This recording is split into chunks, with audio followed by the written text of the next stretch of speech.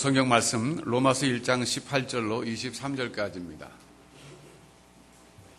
로마서 1장 18절로 23절까지 제가 봉독을 하겠습니다.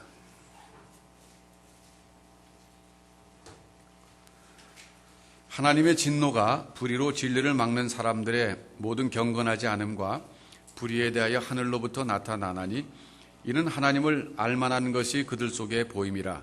하나님께서 이를 그들에게 보이셨느니라. 창세로부터 그의 보이지 아니하는 것들 곧 그의 영원하신 능력과 신성이 그가 만드신 만물에 분명히 보여 알려졌나니 그러므로 그들이 핑계하지 못할지니라. 하나님을 알되 하나님을 영화롭게도 아니하며 감사하지도 아니하고 오히려 그 생각이 허망하여지며 미련한 마음이 어두워졌나니 스스로 지혜 있다 하나 어리석게 되어 썩어지지 아니하는 하나님의 영광을 썩어질 사람과 새와 짐승과 기어다니는 동물 모양의 우상으로 바꾸었느니라. 아멘. 지난주부터 이 칠판을 사용하기로 결정했습니다. 왜냐하면 이 성경 말씀은 이제 설교로 제가 하는데 이 설교도 내용이 있거든요. 근데 확실한 내용 전달을 위해서는 칠판보다 좋은 게 없는 것 같아요. 그러니까 들으면서 눈으로 봐야 되거든요. 제가 여기서 중요한 이제 성경 그 전문 용어를 말씀드릴 텐데 그 전문 용어를 여러분들이 귀로만 듣는 것보다 칠판에 제가 쓴 걸 눈으로 보면 더 확인이 됩니다. 여러분 제가 지난번에 전문 용어의 중요성을 말씀드렸어요. 각 분야마다 전문 용어가 있다. 그리고 제가 예를 든 게 뭐였습니까? 낙가마 그랬더니 다들 웃더라고요. 근데 못 웃는 사람은 그게 무슨 말인지 몰라서 못 웃는 거예요. 남대문 시장이나 동대문 시장에서 도매값을 말하는 게 낙가마입니다. 그러니까 이렇듯이 모든 분야는 전문 용어가 있는데 성경에도 전문 용어가 있어요. 제가 이제 대학 때 철학을 전공했던 때가 있습니다. 숭실대학교 철학과 3학년 1학기까지 마치고 휴학하고 나중에 총신대로 옮겨갔는데 이제 3년 가까이 철학을 공부하는데 말이죠. 영 단어들이 어려워서 무슨 말인지 모르겠더라고요. 뭐 궁극적 실제가 어떻다, 뭐 존재의 기반이라든지 또 형이상학, 형이하학, 또 뭐 인식론 뭐 이렇게 막 쓰는데 알쏭달쏭하면서도 잘 모르겠더라고요. 그래서 어느 순간에 열심히 사전을 보고 외웠어요. 우선 정의부터 공부하고 데피니션부터 좀 공부하고 이러면서 막 좌충우돌하면서 철학서적 어려운 것도 레포트 내야 되니까 읽고 막 이러다 보니까 어느 순간에 그게 깨이는 순간이 있더라고요. 그래서 그때부터는 여러 철학서적 읽을 때 이해가 되는 거지. 용어를 아니까 대화가 되는 거예요. 철학책하고 나하고 대화가 되는 거예요. 근데 여러분 성경 읽을 때 왜 성경이 이해가 안 되냐면은 성경에 나타나는 어려운 단어들 때문에 그래요. 뭐 구속이라든지 말이죠. 거룩이라든지 이런 것들이 쉬운 것 같으면서도 성경 자체에서 쓰는 독특한 용법이 있단 말이에요. 그걸 모르니까 이해가 안 되는 거예요. 그런데 오늘은 제가 여러분들에게 중요한 성경의 전문 용어 하나를 가르쳐 드릴 건데 오늘 성경 본문에 나오는 것을 가지고 제가 말씀드리려고 그러는 거예요. 그게 뭐냐 하면은 계시라는 거예요. 계시.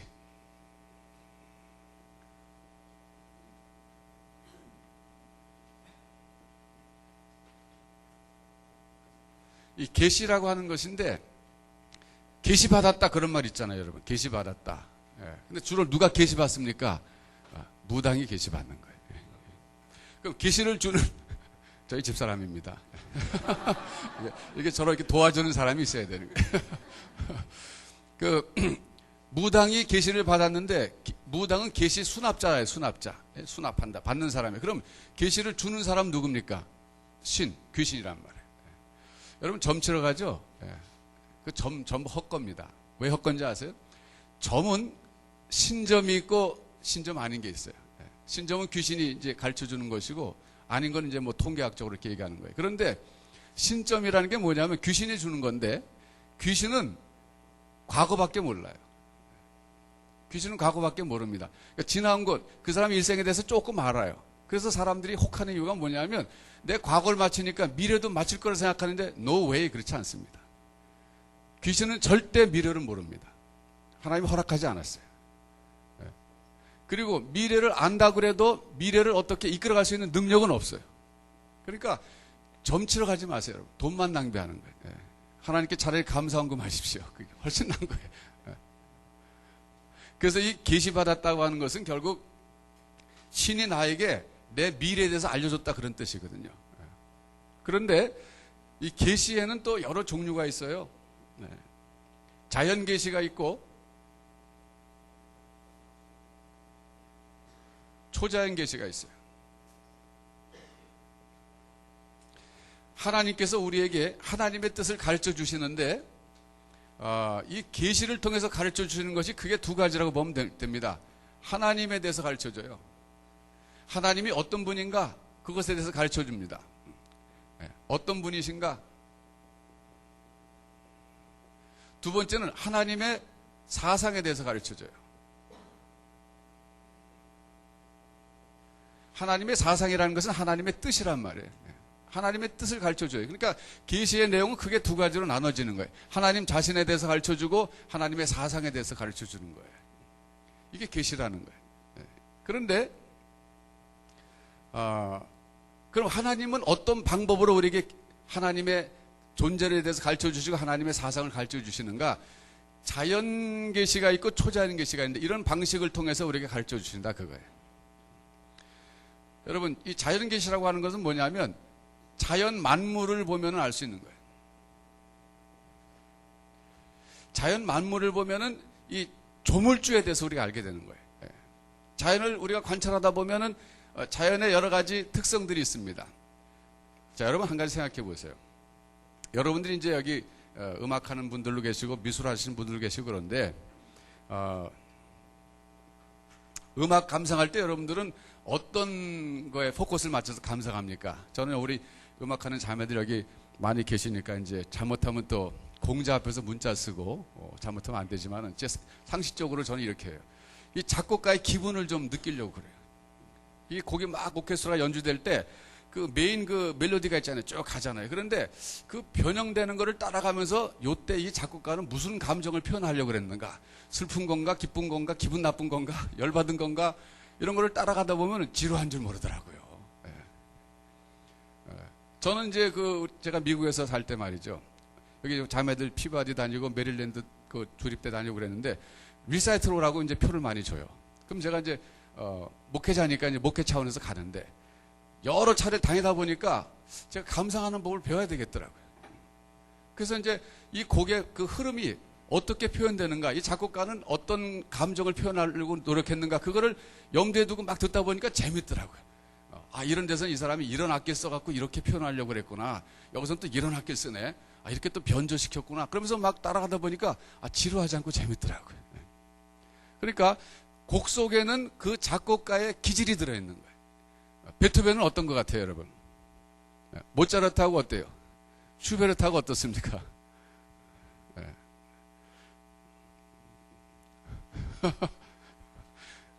이미자 씨 노래가 좋죠? 여러분, 전부 성격이 다르잖아요. 뭐 저도 잘 모르지만 하여튼 베토벤은 상당히 좀 심각한 그런 것 같아요. 모차르트는 굉장히 경쾌하면서도 화려하고 밝고 막 그런데 슈베르트는 또 나름대로 정서적으로 이렇게 풍부한 것 같고 말이죠. 좀 서정적이고 여성적인 것 같고 좀 그래. 맞습니까? 맞대. 저보고. 그러니까 결국은 그 작곡가의 기질을 알 수 있는 거예요. 성품을 알 수 있는 거예요. 또 그림은 어떻습니까? 그림. 여러분 그림도 제가 이제 그림 보는 것도 이제 좀 배우려고 노력 많이 했어요. 근데 어느 날 이제 그림에 관한 책을 보니까 이렇게 설명하고 있더라고요. 그림에는 그 화가의 사상이 담겨 있다. 그러더라고요. 화가의 세계관이 담겨 있다. 그래요. 그렇구나. 근데 이제 그 설명을 봤더니 특별히 이제 중세 시대의 그런 그 그림들 가운데 보면 성화가 많이 있어요. 예수님을 그리고 또 예수님 그 모친 성모 마리아를 그린 그림이 많은데 그런 그림들 속을 자세히 보면 거기 그 화가의 신학적 사상이 들어있다 그러더라고요. 그래서 제가 시카고에 살 때 말이죠. 그 시카고 박물관이 있어요. 아트 인스티튜트 오브 시카고라고 시카고 미술 박물관인데 거기를 이제 많이 갔어요. 뭐 손님 모시고 갈 때도 있고 제가 또 좋아서 갈 때도 있고 그랬는데 어느 날 가가지고서 일부러 한번 찾아봤어요. 정말 그런가 하고 이제 중세 그림들이 많이 걸려있는 곳에 가가지고서 봤더니 정말 예수님과 성모 마리아가 그려져 있는데 어떻게 그려져 있냐면은 성모 마리아는 어머니로 그려져 있고 예수님은 갓난 베이비로 그려져 있어요. 그게 대표적인 중세 캐톨릭의 신학적 사상이라는 거예요. 누가 더 중요하냐 이거예요. 성모 마리아가 중요하다 이거예요. 예수님을 낳아주시고 예수님을 길러주신 그 어머니가 얼마나 중요하냐. 그러니까 예수님을 그려도 예수님을 부각시킨 게 아니라 그 그림 속에서 사실은 성모 마리아를 부각시켰다 이거예요. 그러니까 그 화가의 신학적 입장과 사상이 그 그림 속에 들어가 있는 거예요. 그런 걸 알고 보니까 재밌더라고요, 그림도. 그래서 이제 그다음부터는 제가 그림 볼 때 이 사람을 뭘 표현하려고 그랬지? 이게 지금 뭘 표현하려고. 이렇게 보니까 조금 더 그림이 좀 보이더라고요. 그래서 이렇듯이 작곡가의 음악 속에도 그 사람의 성품과 기질이 들어있고, 화가의 작품 속에도 그 사람의 사상과 그리고 기질이 들어있는데, 여러분, 이 자연 만물을 보면 이 자연 만물이 만드신 분의 기질과 사상을 드러내지 않겠습니까? 드러내는 거예요. 예. 이 괴테라고 하는 유명한 서양의 문호이면서 이 사상가 있잖아요. 이분이 하루는 알프스 산에 올라갔답니다. 그런데 그 장엄한 알프스 산에 압도돼가지고 그 조물주에 대한 경외심이 막 솟아나가지고 모자를 벗어갖고서는 이렇게 절을 했다 그러지 않습니까? 아주 유명한 일화예요. 그러니까 자연 만물만 자세히 봐도 이거 조물주가 있구나. 이걸 부인할 수가 없는 거예요. 그걸 인정하지 않는 사람들은 참 이상한 사람들이에요. 왜냐하면 제가 시카고 얘기 또 한번 하겠죠. 제가 시카고에 한 9년 살다 보니까 시카고에 대한 그 추억이 많이 있어요. 그 천체 관측소가 있어요. 이렇게 밤에 이렇게 모형으로 말이죠. 이렇게 건물 안에 들어가면 이게 원형처럼 퉁 생겼는데 지붕이 막 이렇게 우주처럼 만들어져 가지고 의자가 뒤로 이렇게 제껴지게 돼 있어요. 깜깜합니다. 그러면 시간 되면 거기서 불이 막 들어오기 시작하는데 그게 은하계를 표시하는 거예요. 그러면서 이제 설명이 나와요.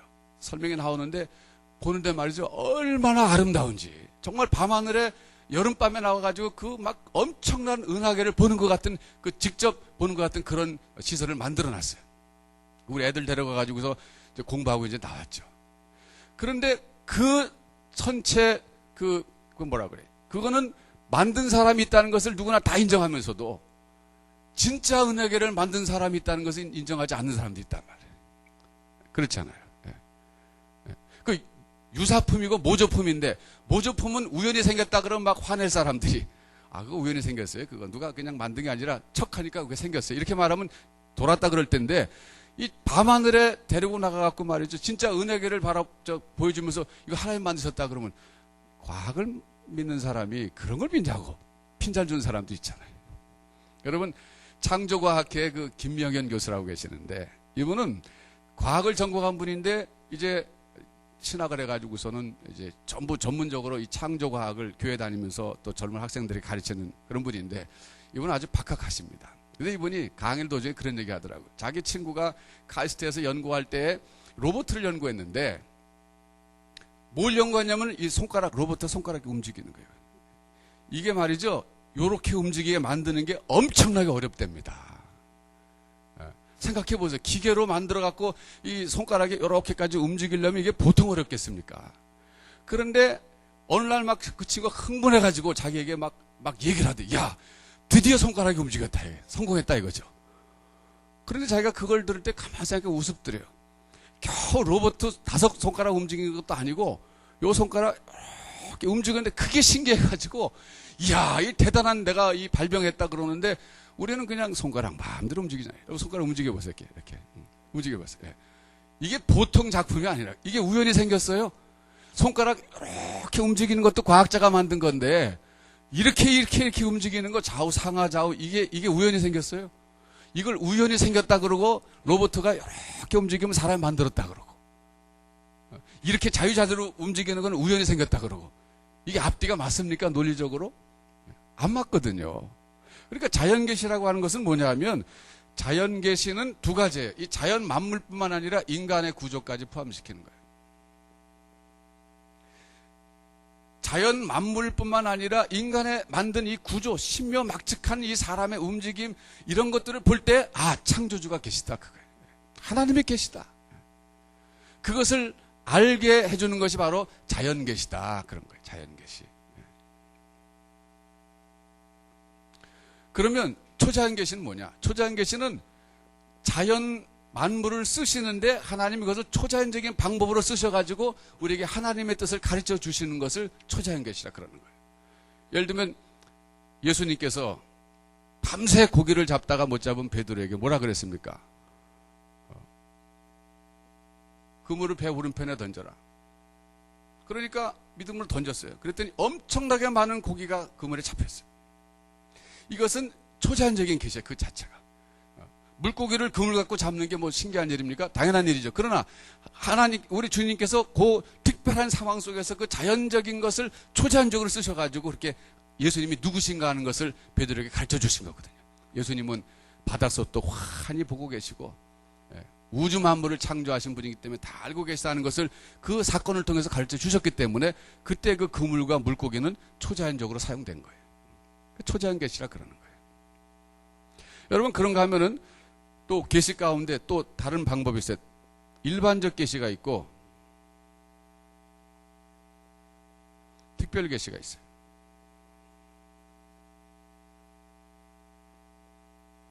이 일반적 계시라고 하는 것은 쉽게 말하면 일반 사람에게 주신 계시예요. 그러니까 이건 뭐냐면 하나님의 형상대로 지음받은 보통의 인간들에게 주신 거예요.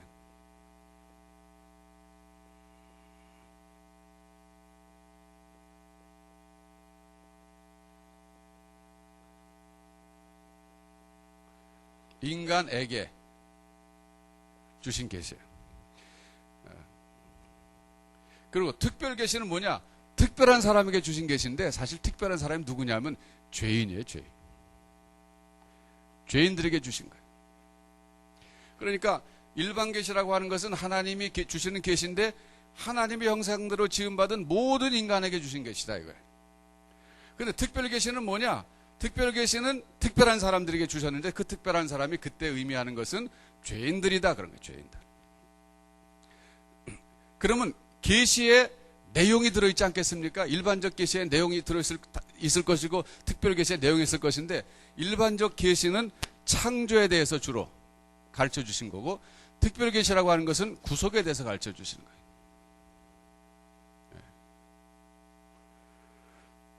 자, 그럼 이제 일반적 계시는 하나님이 어떤 방법을 주시는가?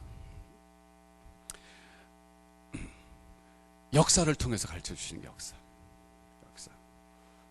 일반적 계시의 방법은 역사라는 거예요. 역사. 물론 역사만이 아니라 다른 것도 있어요. 여러분, 역사 공부를 우리가 왜 해야 되냐면 역사 공부해야 됩니다. 역사를 공부해 보면은 완전히 100% 그렇지 않지만 거의 정의가 불의를 이기는 것으로 판가름 난 사건들이 많아요. 아무리 악한 정부를 할지라도 백성들에게 선을 권하고 악을 금합니다. 그런 역사 속에서 보면 그런 그 나라들 모습을 우리가 많이 볼 수 있어요. 그리고 중국 무협 영화라든지 무협 소설을 보면은 항상 마지막에 어떻게 됩니까? 정의가 이기는 거예요. 예외가 없어요. 예외 있는 거 본 사람 손 들어보세요. 그렇게 되면 중국 무협 영화는 재미가 없는 거예요, 벌써. 왜? 독자들이 이미 기대하는 것이 뭐냐? 주인공이 아무리 지금 고통을 당해도 불의가 이기는 것 같아도 마지막 가서는 선이 이긴다는 거예요. 그걸 기대하고 보는데 만일에 그게 안 되면 이거 충족 못 시켜주는 거예요. 그건 뭐냐? 우리 인간의 양심 속에는 선이 반드시 이겨야 된다는 게 있는 거예요. 그걸 양심이라 그러잖아요. 그러니까 이 일반 계시의 또 하나의 형식은 양심이라는 것 통해서도 우리가 확인할 수 있는 거예요. 그런데 이 역사 속에는 세계 역사도 있지만 개인의 역사도 있는 거예요. 개인. 하나님께서는 여러분 개인의 생애를 뒤돌아보시면 여러분 개인의 역사 속에서도 하나님께서 역사하신 흔적이 얼마든지 있을 겁니다. 하나님이 나에게 은혜를 베풀어 주시고 참 자비를 베풀어 주신 그런 거예요. 여러분 제가 아까 점 치는 거 얘기를 했는데 제가 점집에 가지 말라 그런 이유는 우선 귀신은 과거밖에 모르고 미래는 모른다는 거고 그리고 여러분이 정말 알고 싶어 하는 것은 결국 미래잖아요, 미래. 그런데 미래는 몰라요. 자, 여러분 생각해 봅시다. 그런데 여러분이 만일에 미래를 알면 인생이 편할 것 같습니까? 한번 생각해 보세요. 여러분이 내일 일어날 일을 여러분 지금 다 알고 있어요. 그럼 여러분 지금 심정이 어떨 것 같아요? 편하겠습니까? 좋은 일이 일어날 것 같으면 괜찮지만 나쁜 일이 일어날 걸 미리 안다면 지금 밥맛이 있겠습니까? 없겠습니까? 네, 없을 거예요. 미래를 모르는 것이 축복입니다. 아멘 안 하시네. 정말. 예? 제가 다시 해볼까요? 미래를 모르는 것이 축복입니다. 예. 미래 알면요, 여기 못 살 사람 많아요. 정신 장난 일으키고 흥분할 사람 많아요. 내가 내일 그렇게 되다니. 가령 교통사고 날 걸 내가 미리 내일 알았다 쳐봐요. 오늘부터 지금 잠이 오겠어요, 지금? 이건 하나님이 미래를 안 알려주시는 게 축복이에요. 근데 왜 미래를 그렇게 알고 싶어 합니까? 다 이상하게 생겼더래요. 점치러 가지 마세요. 미래도 안 가르쳐 줄 뿐만 아니라 가르쳐 준들 그게 무슨 소용이 있어요? 모르는 게 낫다고, 미래는.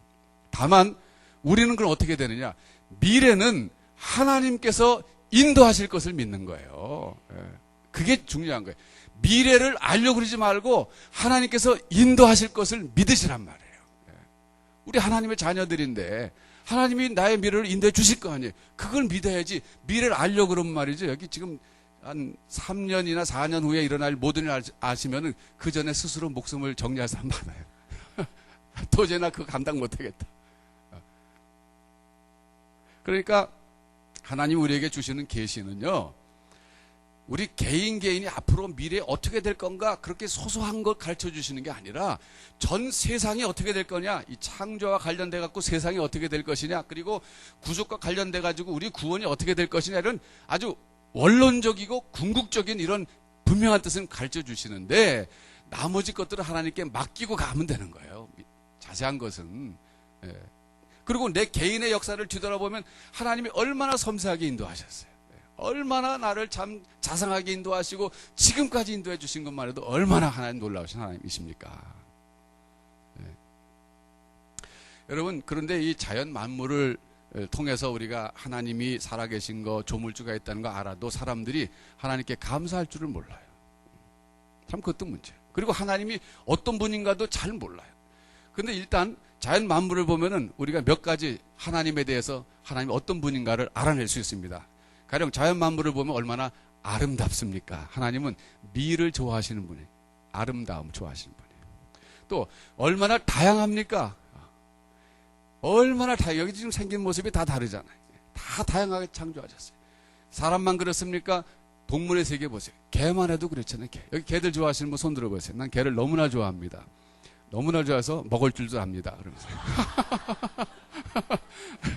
두 종류야. 개를 너무나 좋아해서 이쁘게 기르는 사람이 있고 너무나 사랑해서 자기 몸속에 품는 그런. 저는 개 안 먹습니다. 너무 저는 개를 사랑하기 때문에 곁에 두고 보지 절대 제 몸에 안 해요. 그런데 이 개들도 보면 말이죠. 종류가 얼마나 다양해요. 큰 개, 작은 개, 뭐 털 많은 게, 털 없는 게, 뭐 많잖아요. 그런데 그런 거 보면 다양하기도 하면서도 하나님 또 유머가 있으시더라고. 하나님. 그 개 가운데 그 일본 종자 시쭈라 그래? 시쭈? 예? 시쭈? 코가 납작한 거 있잖아요. 예. 시쭈라 그래요?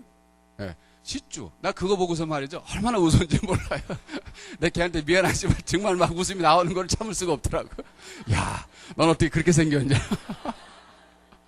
그러니까 완전히 하나님께서 말이죠. 마치 이런 것 같더라고요. 상상할 때. 시쭈를 만들어 놓고 정상적으로 코도 얘는 개성이 없어.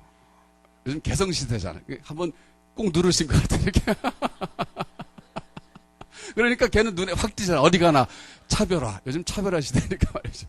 만약 그렇지 않았으면 걔는 존재도 없었을 거야, 별로. 그 이쁘다고 기르지도 않았을 거야. 예. 그러니까 그걸 보면 하나님은 유머를 아시는 분 같아. 예. 저는 그렇게 생각해요. 하나님은요, 유머를 아시는 분이에요. 하나님은 우리 인생 속에서도 유머를 많이 행하시는 분이에요. 웃게 만드신 하나님. 예. 참 절망 속에서 우리가 낙심하다가도 하나님은 뜻밖의 일들을 행하셔갖고 우리를 웃게 만드신 하나님이란 말이에요. 항상 시리어스 하신 분이 아니라는 거예요. 그러니까 우리가 이런 자연 만물을 봐도 하나님의 성품을 알 수 있단 말이에요. 미를 사랑하시고 다양성을 좋아하시고 유머 감각도 있으신 그런 분이시라는 걸 알 수 있단 말이에요. 근데 문제는 우리가 그런 하나님을 알면서도 하나님께 감사할 줄 모른다는 것이 문제예요. 오늘 여기 성경 한번 보세요. 여러분 성경 보시면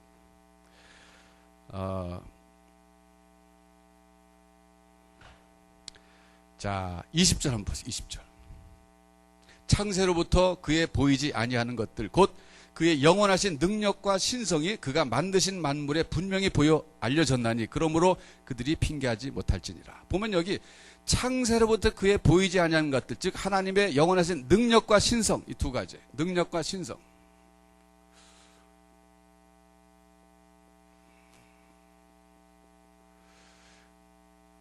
창조 만물, 만물에는 하나님의 능력도 보이고 신성도 보인다는 것인데, 능력은 뭐냐면 창조하시고 보존하시는 능력이에요. 하나님의 만물을 창조하신 다음에 그것이 멸망하지 않도록 계속 보존해 나가시는 그것을 가리켜서 능력이라 그러는 거예요. 또 신성이라고 하는 것은 하나님의 본질이,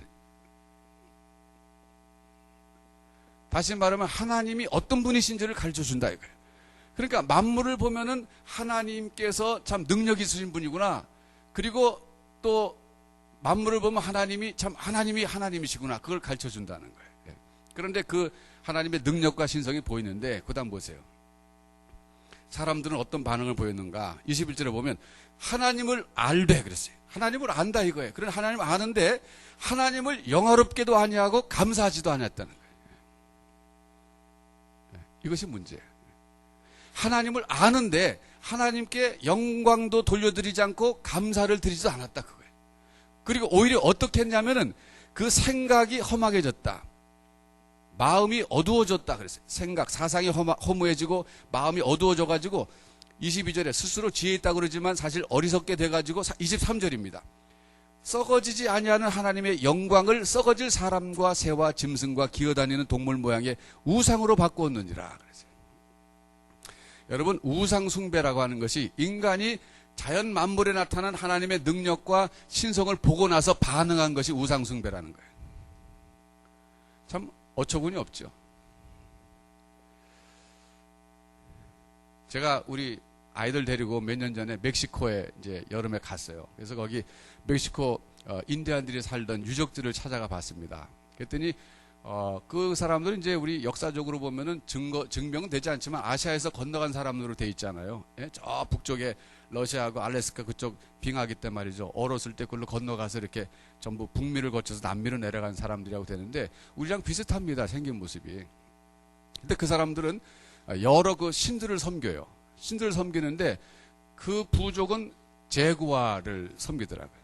그 제구아라는 그 아시죠 여러분? 자동차 있잖아요. 예. 제가 미국서 그 얘기 들으니까 제구아는 재면서 타고 오는 거라 그러겠죠. 폼 재면서. 그래서 그걸 제가 잊어버리지 않았어요. 제구아. 근데 제구아가 그 동물이잖아요. 동물. 그런데 그 부족은 그 동물 제구아를 섬기더라고요. 그러니까 그 사람들이 생각해 보세요. 인간이 왜 동물을 신으로 섬기냐 그거예요. 이게 참 생각해 보면 어처구니가 없는 거예요. 근데 그 사람들은 그 동물을 섬긴 게 아니라 신이 동물로 나타났다고 믿는 거예요. 그러니까 사실은 동물을 섬기는 것 같지만은 그 동물은 신이 나타난 신의 모습이라고 보는 거예요. 그러니까 그걸 섬기는 거예요. 여기 이집트에 가보신 분들 계실지 모르겠지만 이집트에 좀 못 가봤는데 박물관에 가서 보니까 이집트 유물전이 있어서 가봤어요. 그랬더니 거기는 온갖 뭐 벌레 형상, 뭐 새, 곤충 형상, 이 온갖 동물들 그 형상이 굉장히 많이 만들어져 있더라고요. 근데 그 용도가 무엇이었는가 그 설명을 보니까 그게 전부 우상들이었어요. 그게. 그러니까 그 사람들은 그 동물과 곤충을 섬긴 것이 아니라 신들이 이 모습으로 변화됐다는 거예요. 그래서 그 신을 섬기는 뜻에서 동물과 곤충들을 형상으로 만들어서 섬기고 있다 이거예요. 그러니까 만물에 나타난 하나님의 능력과 하나님의 신성을 보고 인간이 보인 반응이 바로 우상숭배라는 거예요. 참 잘못된 거죠. 하나님이 마음이 어떠실 것 같아요? 우상숭배하는 걸 볼 때. 만일에 여러분 여기 엄마 아빠가 많이 계신데 여러분이 자식들을 낳아가지고 열심히 길렀어요. 정말 온갖 것 다 사주고 좋은 거 입히고 먹이고 교육시키고 다 그랬더니 옆집 사람 보고 엄마라 그래요.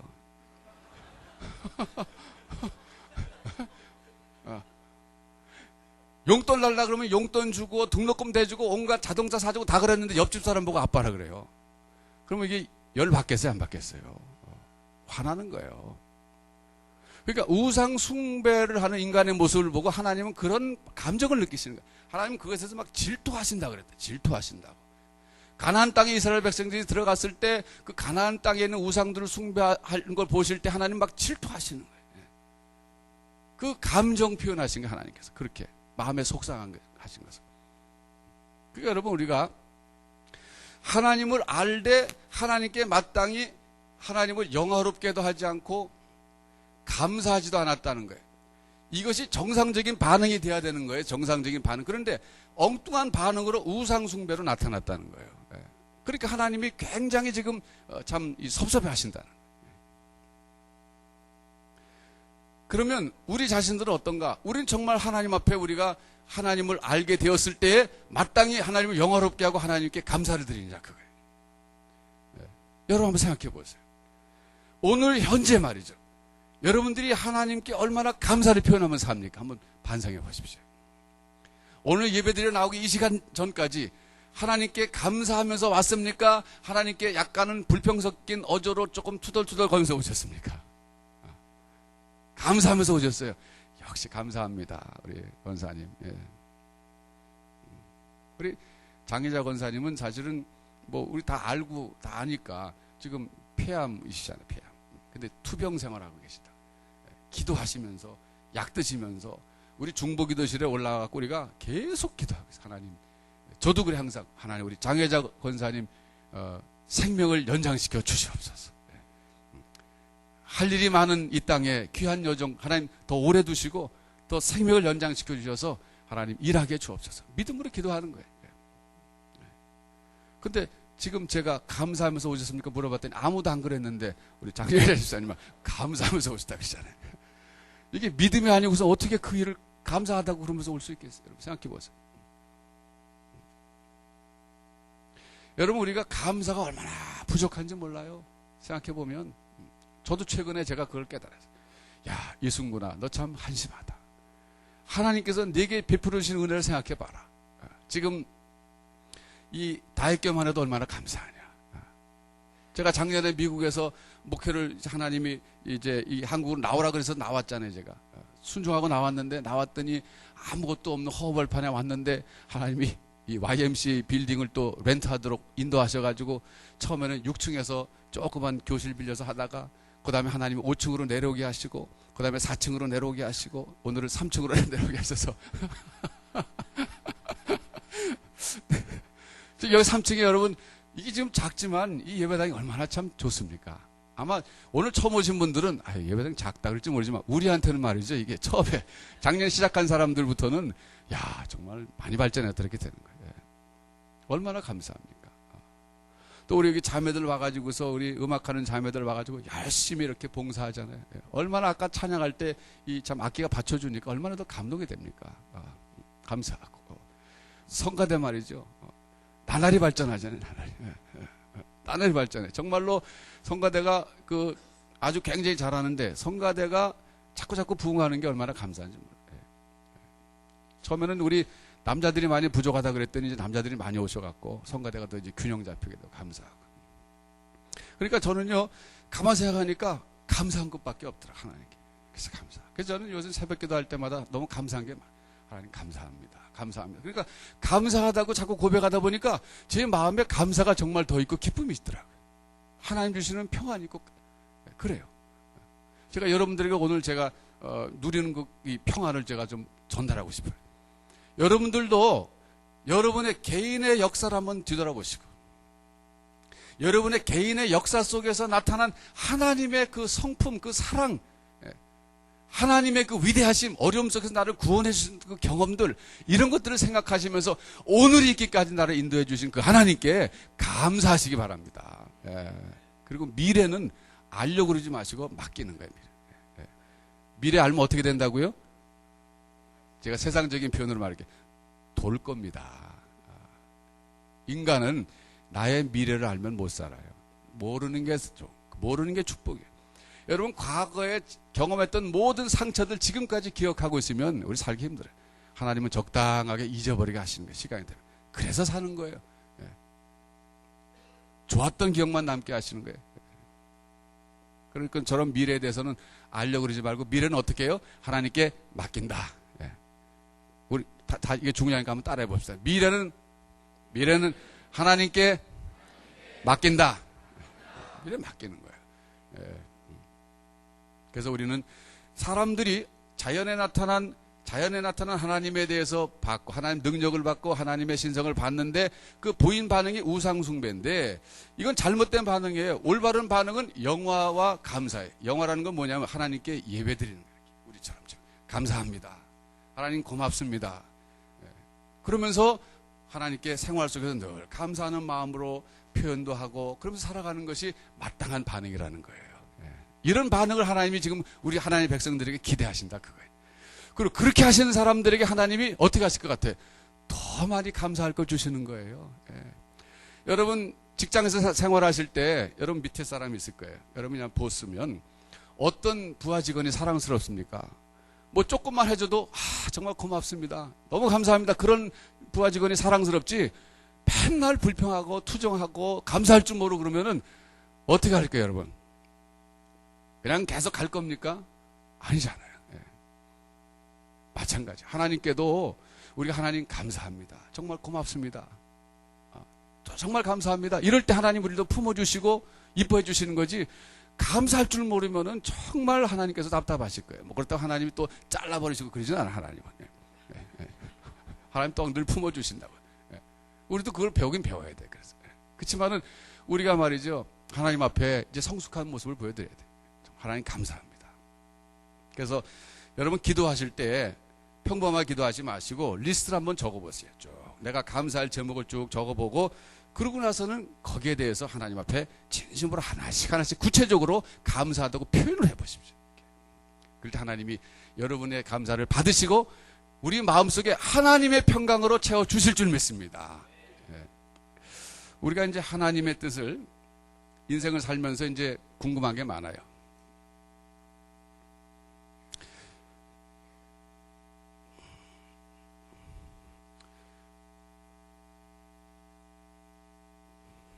한 번에 지워지는 거 없을까 모르겠네. 이죠 타블렛처럼.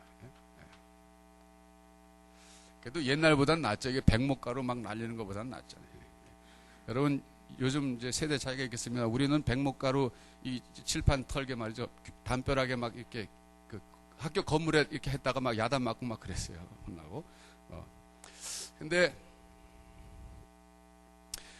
이 하나님의 계시가 나중에 이제 제가 몇 번에 걸쳐서 이런 얘기를 좀 더 할 거예요. 이거 오늘 한 번 갖고 계시 다 다루지 못해요. 뭐 자연 계시, 초자연 계시, 일반 계시, 특별 계시, 아직 특별 계시 다루지도 못했어요. 근데 특별 계시라고 하는 것이 있는데 그것까지 다 해야 우리가 하나님이 어떤 분인가? 그걸 두 가지. 계시를 통해서는 하나님은 어떤 분인가? 어떤 분인가? 알고 두 번째는 이제 하나님의 사상이라고 제가 그랬어요. 그런데 사상뿐만 아니라 사실은 하나님의 사역 알 수 있어요. 사역. 하나님이 하시는 일에 대해서 우리가 알 수 있는 거예요. 하나님 하시는 일. 그런데 이걸 우리가 어떻게 알 수 있는가? 제가 결론부터 말씀드리면 성경에 나타나 있다. 이게 성경. 이 성경이라고 하는 것은 특별 계시의 완전한 형태예요. 특별 계시. 특별 계시가 주어진 그 형식이 몇 가지가 있어요. 선지자들을 통해서 주어지기도 하고 이적을 통해서 주어지기도 하고 그랬어요. 그러나 이제 지금 우리 신약 시대에 이르러서는 하나님의 특별 계시는 기록된 하나님의 말씀으로서의 성경 속에 들어있는 거예요. 여기에 과거 선지자들이 한 말이 다 들어있고 과거 행했던 이적들이 다 나타나 있고 그래서 우리가 성경을 자세히 연구하면은 하나님이 어떤 분이고 하나님이 하신 일이 무엇이고 하나님의 사상에 대해서 알 수 있는 거예요. 이번에 여러분 저 뒤에 한번 보세요. 이미 꿈이 저기 붙여놨잖아요. 지금 우리가 성경방을 진행하고 있는데 성경방은 뭐냐면 성경을 함께 읽는 방입니다. 노래방은 뭡니까? 함께 모여서 노래하는 방이고 성경방은 함께 모여서 성경 읽는 방이에요. 그런데 지금 저렇게 우리가 성경방을 이제 조직해갖고 읽고 있는데 저는 성경을 읽으라고 계속 강조하는 이유가 뭐냐면 성경을 읽어야 하나님이 어떤 분인지 알고 하나님의 사상과 사역을 이해할 수 있기 때문에 그런 거예요. 그런데 이 성경을 이번에 읽으라고 그러면서 그냥 읽으라 그런 게 아니라 하나의 관점을 줬어요. 관점. 성경이라고 하는 것은 굉장히 방대한 책이라서 관점 없이 읽으면은 안 보입니다. 아까 제가 미술 그림 얘기했잖아요. 그림도 관점을 가지고 보면 그림은 보이지만은 아무 관점 없이 보면은 안 보이는 거예요. 예. 그러니까 성경도 이번에 관점을 가지고 보라 그랬는데 관점이 뭐냐면은 어떤 관점이냐면 하나님의 나라라는 관점이에요. 하나님의 나라. 하나님의 나라라는 관점으로 성경을 보라 그랬어요. 예. 창세기부터 요한계시록까지 하나님의 나라가 어떻게 시작돼가지고 어떻게 흘러가고 어떻게 완성되는가 하는 이 관점에서 성경을 보라 그랬습니다. 그래서 우리 모든 다윗교회 성도들은 성경을 읽을 때 하나님의 나라라는 관점에서 성경을 읽어야 된다는 거예요. 왜 그런지 아십니까? 그래야 우리의 사상이 하나가 되기 때문에 그런 거예요. 우리의 마음과 생각이 하나가 되기 때문에 그래요. 이 다윗교회라고 하는 것은 하나의 신앙 공동체인데 이 신앙 공동체가 하나님의 뜻에 온전히 순종하고 하나님께 쓰임 받으려면 마음과 생각이 하나가 돼야 되거든요. 마음과 생각이 하나가 돼야 돼요. 그게 중요한 거예요. 그런데 마음과 생각이 우리가 어떻게 하나가 될 수 있느냐? 우리는 지금 모인 지 얼마 안 됐잖아요, 같이. 또 다른 데서 신앙생활을 하다 오신 분들도 계시고 예수 처음 믿는 분들도 계신데 우리가 마음과 생각이 어떻게 하나가 될 수 있느냐? 하나님의 나라라는 관점에서 성경을 같이 읽을 때 우리가 하나가 된다 이거예요. 마음과 생각이. 왜 그렇습니까? 하나님의 나라를 성경을 통해서 보게 되면 그러면 하나님의 나라라고 하는 그 원대한 비전 앞에 우리의 마음과 생각이 하나로 통일이 된다 그런 얘기예요. 저는 그래서 앞으로도 금년 연말까지 계속 성경 공부를 강조할 거고 성경 읽으라 그럴 겁니다. 그래서 준비됐다 싶을 때 우리 교회가 이제 본격적으로 봉사할 날이 올 거예요. 하나님의 사람들로 한 마음 한 뜻 돼가지고 전진해 나갈 때가 올 겁니다. 그런 날을 위해서 열심히 성경들을 읽어주시기 바랍니다. 그리고 성경 방장들 우리 왕진주라 그랬지만은 그분들이 성경 읽는 진도표를 직접 스티커로 직접 붙이십시오. 앞으로는.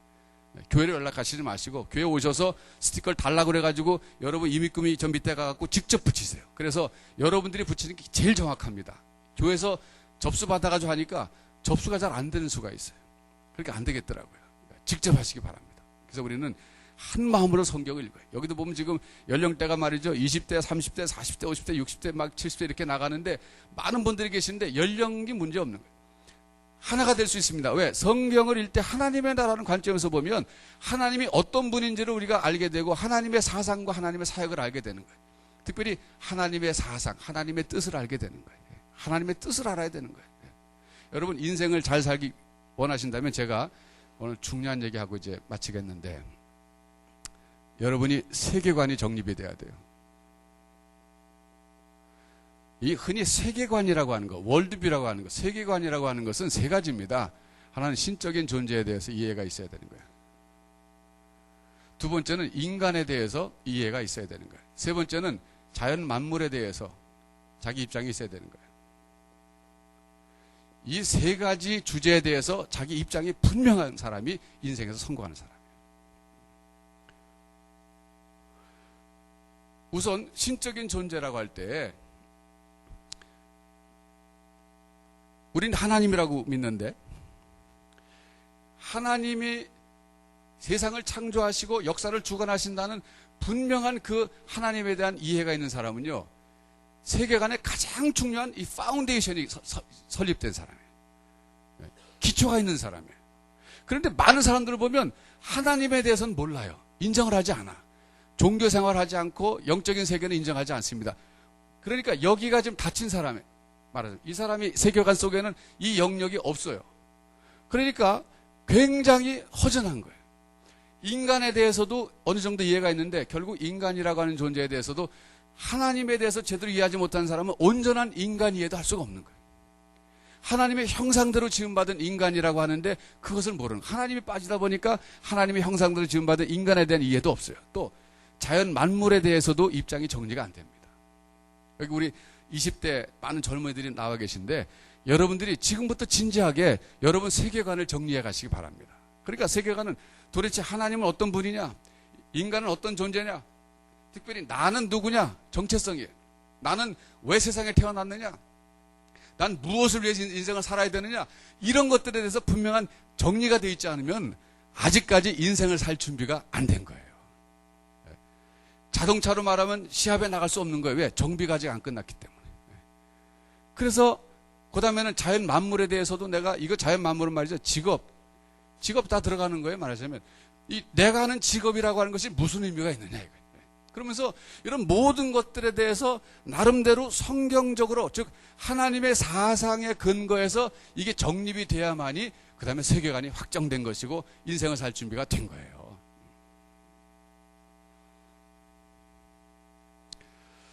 그래서 여러분들이 이 세계관을 정립하기 위해서라도 성경을 부지런히 읽으셔야 돼요. 그러니까 성경을 읽으면서도 항상 이 세 가지를 생각해 보세요.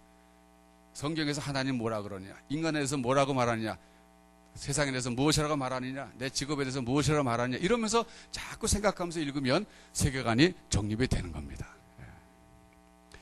세상의 종교는 두 종류가 있어요. 제가 이제 그거 말하고 마치겠는데, 세상의 종교는요,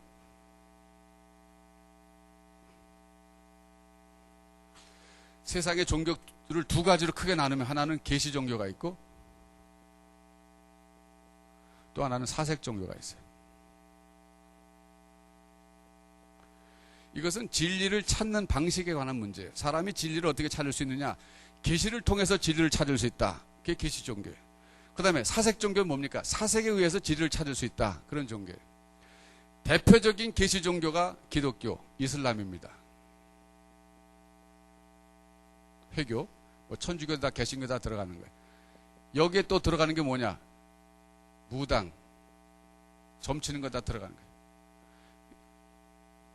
신의 뜻을 점을 통해서 깨닫는다, 그거예요. 사색 종교의 대표적인 건 뭡니까? 불교, 힌두교예요.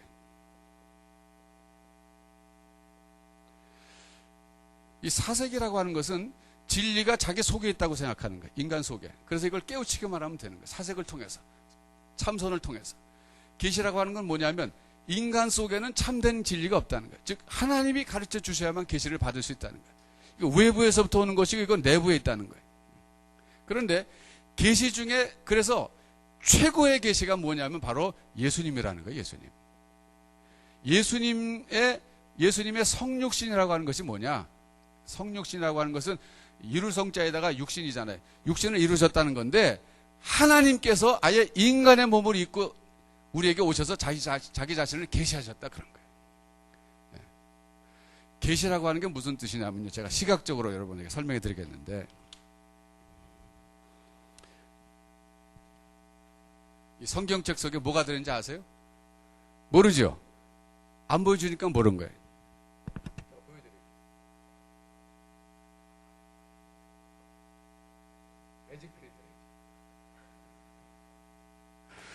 계시라고 하는 것은 감추었던 것을 열어서 보여준다, 그런 뜻이에요. 단어의 뜻이. 계시란 무슨 뜻이냐? Revelation이라고 하죠, 영어로. 감추었던 것을 열어서 보여준다. 이게 계시의 단어의 뜻이에요.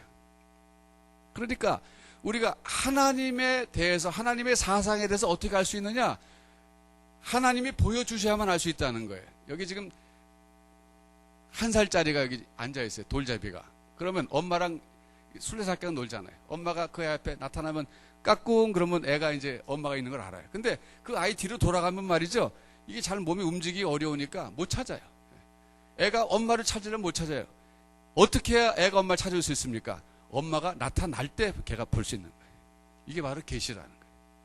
인간이 아무리 진리를 찾으려고 해도 진리는 인간 속에 없기 때문에 그래서 찾을 수가 없는데 하나님이 가르쳐 주셔야 되는데, 하나님께서 구약시대 때는 선지자를 통해서 가르쳐 주시고 여러 가지 방법을 통해서 가르쳐 주시다가 마지막 때 예수님이 아예 하나님이 인간의 몸을 입고 오셔서 하나님 자신을 보여주신 거예요. 그래서 빌립이 그랬잖아요. 하나님을 보여주세요. 그랬더니 나와 그렇게 함께 오랫동안 있으면서 나를 봤는데 아직도 하나님 보여달라 그러냐 그랬었잖아요. 예수님의 셀프 레벨레이션이라고 그래요. 자기 계시라는 거예요. 자기 자신을 계시하셨다, 하나님으로서. 그러니까 여러분, 우리가 이제 정리하면은 종교는 계시 종교가 있고 사색 종교가 있는데, 계시 종교가 저는 참 종교라고 믿습니다. 인간 속에는 진리가 있지 않아요. 물론 고상한 사상은 있지만, 그러나 그것마저도 하나님이 주신 일반 은총이라 그래요. 나중에 또 기회가 있으면 또 제가 일반 은총을 설명드릴 텐데, 은총의 영역이 있어요. 그런데 특별 은총이 있고 일반 은총이 있는데, 인간들에게 주신 건전한 사상들, 타종교에 있는 그런 진리 비슷한 것들은 전부 일반 은총으로 보는 거예요. 일반 은총이라 그래요. 우리는 계시를 믿습니다. 사색 믿지 않아요. 그런데 그럼 우리는 사색하지 않느냐? 사색한다 이거. 어떻게 하느냐? 중요한 단어. 계시, 의존, 사색. 이건 뭐냐면 우리가 계시가 있고 사색이 있는데 사색을 한다 이거예요. 기독교도. 그런데 계시에 의존해서 사색한다 이거예요. 다시 말하면 하나님의 말씀을 묵상한다 이거예요. 하나님의 말씀이 계신데 하나님의 말씀을 사색한다 이거예요. 그러니까 새벽마다 여러분이 과외탐을 한다든지 성경 읽다가 묵상하신다든지 그게 바로 계시 의존 사색이다 그거예요.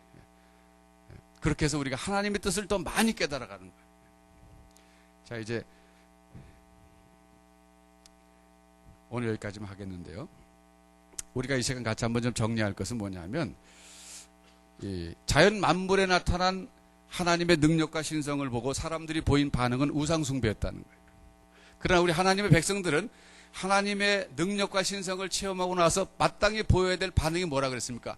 영광 돌리고 감사해야 된다는 거예요. 오늘 이 시간 우리 하나님 앞에 좀 기도하는 시간 잠깐 갖겠어요. 여러분 우리 같이 기도하겠는데 각자를 위해서 정말 하나님께 여러분 얼마나 감사했는가 생각해 보세요. 특별히 최근에 지금 어려운 상황일 거예요. 여러 가지로. 그렇지만 정말 하나님께 감사를 드려본 적이 있느냐 최근에. 잊어버렸죠. 그러나 이 시간 하나님께 고백하세요. 하나님 감사합니다. 내가 하나님 앞에 감사하지 못하면 나도 우상 숭배한 사람과 별별 차이가 없는 거예요. 감사할 줄 모르고. 하나님 나에게 내 인생 속에서 내 개인의 역사 속에서 나타난 하나님의 성품과 그 사랑과 그 인도에 대해서 내가 감사합니다. 정말 감사합니다. 오늘의 이 모습 이대로 감사합니다. 내일은 하나님께 맡깁니다. 미래는 하나님께 맡깁니다. 인도해 주실 줄로 믿습니다. 여러분 고백하시기 바랍니다. 같이 한번 기도하겠습니다.